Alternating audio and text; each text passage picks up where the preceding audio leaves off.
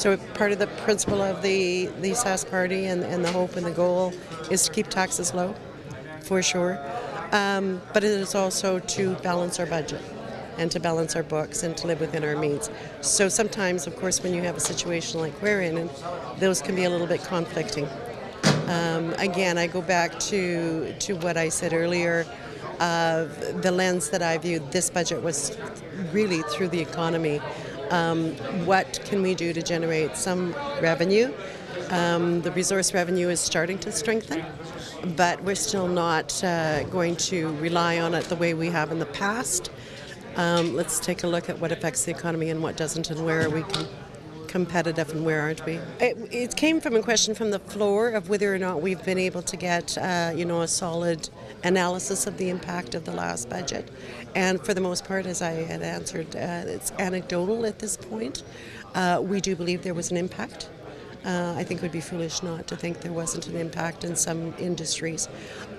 So we're going to be monitoring that very much going forward. Is the reduction in construction, for example, is it because the slowdown in the economy as a whole? So there's less being built, there's less housing being built, or is it just because of the change in the PST? You've got to always do the examination of that.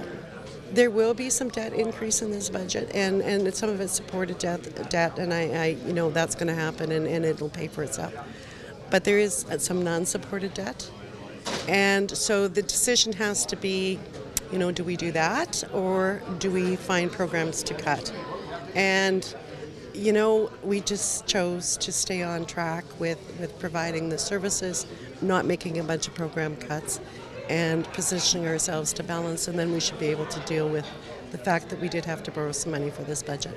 Yes, I've been hearing actually a lot of silence, which is great. People are just going, that much happened in that budget, it's okay, we're going to be okay.